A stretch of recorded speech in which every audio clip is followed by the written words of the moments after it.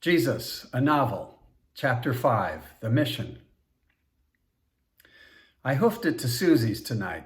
I needed more time to think, so I figured I'd walk the 2 miles.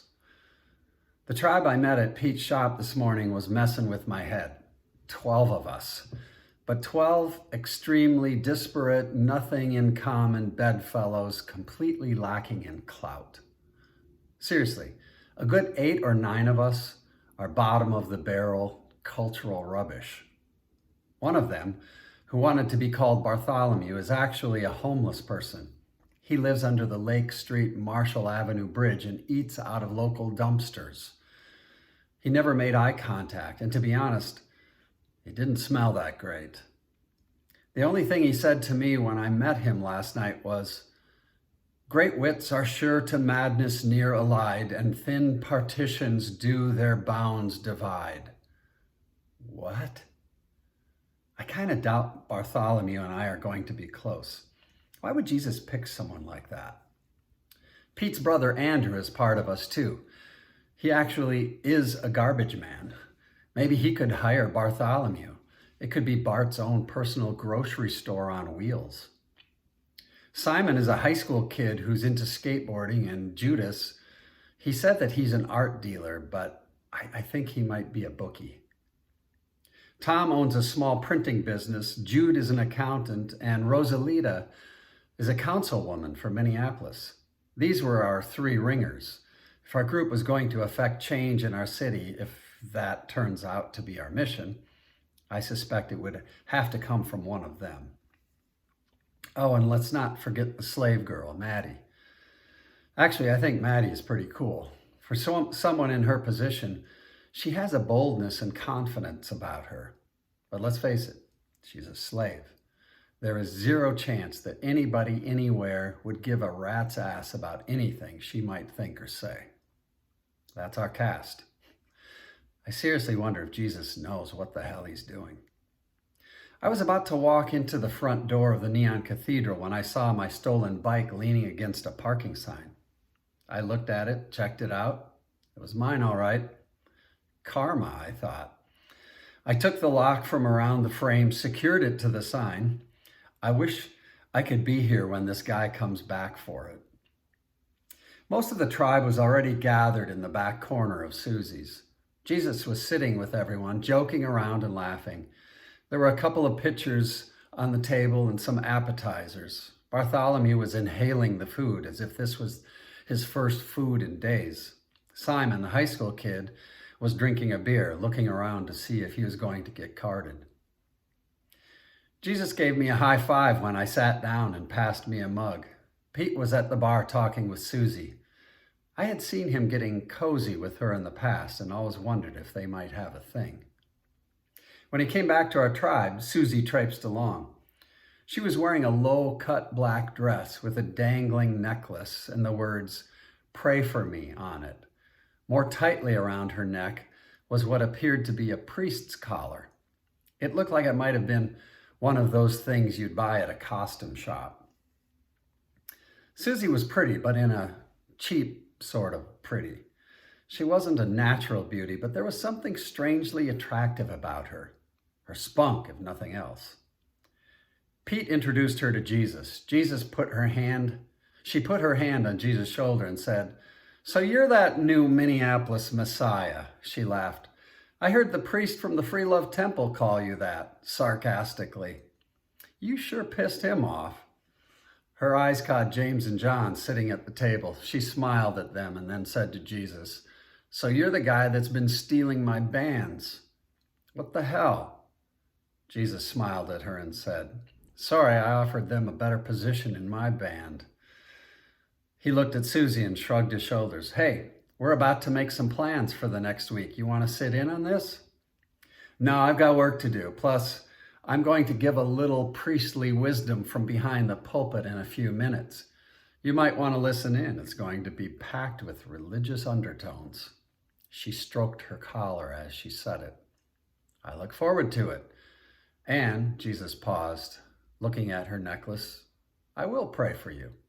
Suzy smiled, flicked her necklace with a finger and spun around, bouncing from table to table, making conversation.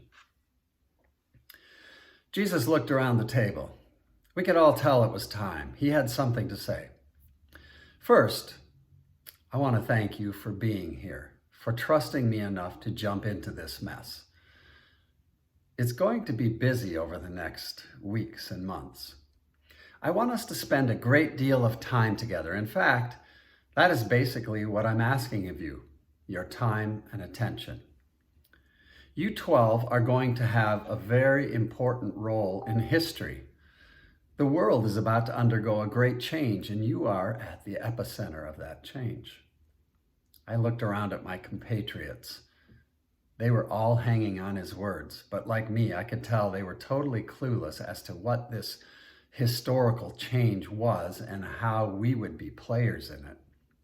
Jesus continued, I have teachings that I will be sharing with you and with the public, but I will also be performing more miracles. Down the road, you will be doing miracles as well, greater miracles than the ones you will see me do. That got our interest. Who wouldn't want to have the power to do miraculous things? Was Jesus a comic book superhero come to life? Were we going to be the Robin to his Batman? If I hadn't seen what he did for Maddie with my own eyes, I'd be getting up and walking out at this point. But like Pete said, I saw what I saw. John was sitting right next to Jesus, eyes never leaving him. I think John was one of those people that were either all in or all out. Once he believed, he was going to ride that train till it ran out of track. Simon's attention span was a bit shorter. I could tell he was into Jesus and what he was saying. However, I did catch him checking his phone at one point. Judas had eyes that wandered occasionally to an attractive girl walking by. I suppose I should admit I'm guilty of that one occasionally as well. Jesus had picked some very human, very average followers. So he concluded, tomorrow, let's meet in front of Pete's place at 9 a.m., and I promise you, it will be a very interesting day. Maddie was sitting across from me. She hadn't said anything so far tonight, but now she spoke. I don't think I'll be able to do that. She tipped her right hand toward us as if to say, remember, one of us is a slave. Jesus looked at her with such compassion. He was thinking, then he said, here's an idea. Tomorrow morning, when you are serving Governor Thorogood his breakfast, tell him that an interesting public figure, a guy named Jesus, has asked you to spend the next few weeks and months with him as one of his chosen followers. Tell the governor that you could be his inside eyes and report back to him as to what this Jesus is up to. Tell him it would be a good service to the state to have someone on the inside. Maddie didn't exactly light up with this suggestion. She spoke, well, there's nothing I would love more than to have some weeks away from Governor Thorogood and with all of you. There is no way he will allow me to do that.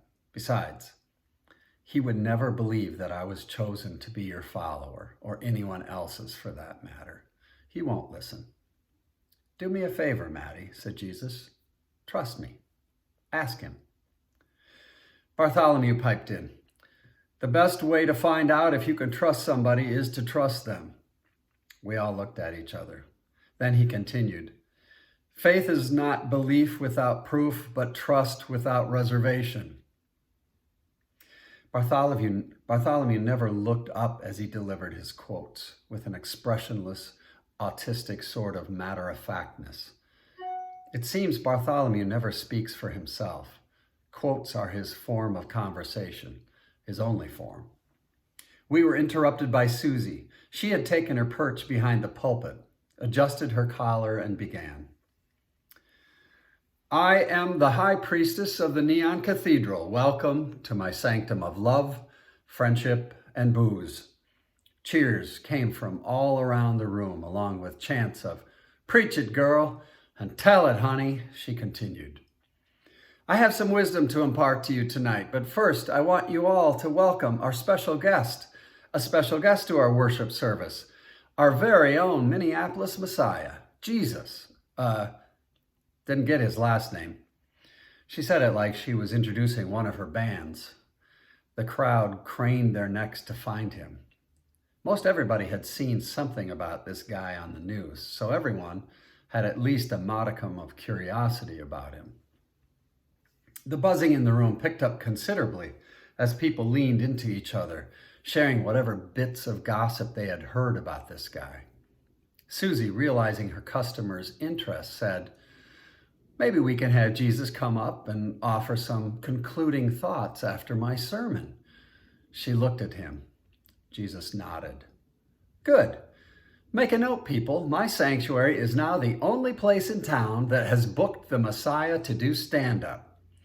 Cheers went up again. Suzy continued, "Tonight's homily is on sin." A few boos from the crowd. She began, "There once was a man who lived a party life. Oh, he was good. He never cheated. He hardly ever lied. He was kind to most. He gave to the poor. He cared for the sick. He paid his taxes. He provided for his family. But he stayed out till the bars closed most nights. He watched a little porn, not much. A couple of hoots from a table of frat boys." She continued, "When he couldn't be with the one he loved the one he was with. He laughed with his friends and went to bed exhausted and happy. And he was a regular of the Neon Cathedral." Cheers rang out. "Then one day he died."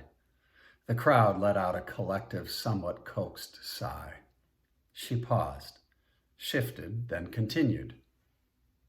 "There once was another man who lived a perfect life. He never cheated, he never lied. At least he said he didn't. He was kind to all, he gave to the poor, he cared for the sick, he paid his taxes, he provided for his family. But he went to bed at 10:15 every night, right after the weather forecast. He watched only PG-13 movies, he only had sex with one woman his whole life, and it wasn't a girl like me, that's for goddamn sure." Laughter spilled into her next line. As usual, Suzy had the wild animals eating out of her hand. "He prayed daily, he went to temple, he feared God, he had a few friends, and he went to bed frustrated and confused. And he never set foot in the Neon Cathedral." Boos. "Then one day he died." Suzy paused to let the room settle. Then she raised her voice and challenged the congregation. "Choose this day which man you will be, man A or man B." A, the crowd started chanting. "Death is coming, people. There's no denying it. There's no delaying it. It doesn't matter if you're good, bad, or boring. God or his equivalent is coming, and he's going to take you out." She laughed. "I heard somebody say once, maybe it's our sins that give God consolation when he finally has to give us cancer." I saw Jesus' head slump a bit, looking down at the table. Shaking her fist toward the ceiling, "If my sin makes you feel better about what you have to do to me, God, then good. I'm glad I could ease your conscience." She continued, now looking at her clientele. "I say to you, I don't give a damn about death or sin. Yes, death is coming, people, and it's always on schedule. But it isn't here tonight. Tonight we are alive. Tonight we can party. Tonight we can look death square in the face and say, 'Fuck you,' and order another drink." Wild cheering erupted from the crowd. She yelled to be heard over the cheering. "For the next half hour, all surly pints are half price. Go forth and sin well, live well." The audience chanted that last line with Suzy. It was her hook, her moniker, the closing line on all of her homilies, right after the drink special du jour. The DJ jumped up and did his usual wrap-up for Suzy. And all Suzy's people said, together the crowd shouted, "Amen." As she walked back toward the bar, people were shaking her hand with mock sincerity and saying, "Good sermon today, Reverend." Jesus stood up and leaned over to me and said, This is going to be a downer. He headed toward the pulpit. Suzy high-fived him as they passed and admonished him with a smile. "Don't mess with my followers." Jesus stepped onto the stage and turned to face the crowd. This was the first good look most of these people had gotten of Jesus. They tilted their heads, squinted, and whispered their impressions over their drinks. I wondered if he felt a bit like a monkey in the zoo. He seemed to honor their need to look and gave them a good 30 seconds to ogle. The crowd gradually quieted. "Sin," Jesus said, as if it was the title of a book he was about to read to them. "Sin is the birth of death, the offspring of desire and deceit, a ruse, a skanky scheme. It lurks around the edges of good. It hides in the backwash of light. It peeks around compliments, and it rides the coattails of honesty. It bends an accurate word beyond recognition. Sin impersonates good, its truth in drag, self-righteous rags, bad dolled up, religious mascara on cosmetic faith, squinting through a holy mask. A worm coiled in a burnished apple, forked tongues behind fake pulpits, concealed weapons behind hidden agendas. Sin is currency, the cost of acceptance, the price to belong, the mark on your hand, a stamp on your heart, a price on your head. Sin walks shoulder to shoulder with good, indecipherable. It lives among us, on our couch, in our bed. It runs in our crowd. It rides shotgun. It lives. It breathes. It looks through our eyes. It speaks through our mouth. Stealth. It watches. It stalks. It's bold. It's clever. It's smart. It's endearing. It infects. It won't clot. It returns. It hounds. It leaves puddles, residue, victims, casualties. Sin has no remorse, no conscience, no scruples, no regret. It's believable, it's reasonable, it's convincing, it's rational. It splashes onto our palate and begs to be used. It drips from our brush, faux art, faux real. It sings an aria to itself, of itself. It bows and plucks and swells the ego, sinphony. It oxidizes character, it blurs vision, it clogs futures, it corrodes integrity, it violates legacy. It's a fruity essence with an oak finish. It's a good bottle from a bad year. It's a kettle to a frog, headlights to a deer. When it vacates space, the atmosphere remains. It hovers like a cloud, a companion. It leaves shivers on spines. It crawls on skin.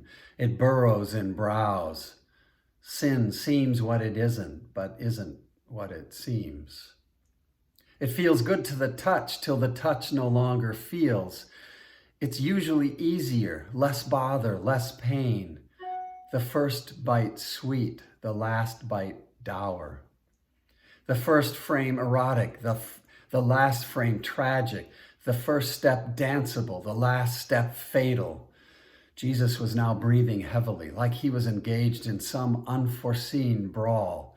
He continued, his voice rising like a tempest. Sin encompasses, it surrounds, it encroaches. We inhale and it suffocates. We exhale and it promulgates. It bribes, it lies, it stabs, it kisses. It boasts, it butchers, it fondles, it fingers, it sings while it slays and soothingly slaughters. It curses, caresses, and kills. Now his pace slowed a bit, gathering himself. It lives on us. It lives for us. It lives from us. It is in us. We are in it. Jesus paused, almost panting as if out of breath, his fists clenched. He looked like he was talking himself down from a full-on rage. Sweat dripped from his forehead. But the pause was interminable. It felt like he had just finished an octagon battle with his worst enemy. Now his countenance changed and he looked across the room as if wanting to convey the core of his message to each person individually. With great conviction, he continued deliberately. But it is not who we are. It is not what we are. It is not our identity. It is not our destiny.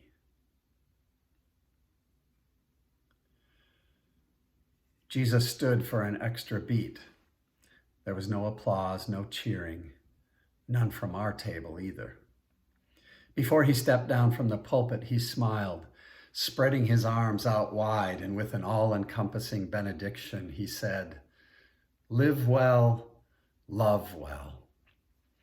I looked over at Suzy. She smiled. Jesus walked through the crowd silently. People were hesitant to make eye contact with him. In a sense, it felt like he had called us all out, our lifestyles, our philosophies. But yet his persona held not so much as an inkling of judgment.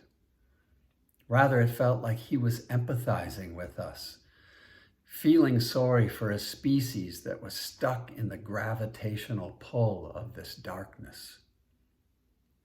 Jesus arrived at our table and stood at the head. It felt appropriate for us to make some sort of comment on his talk, but none of us seemed to come up with anything worth saying.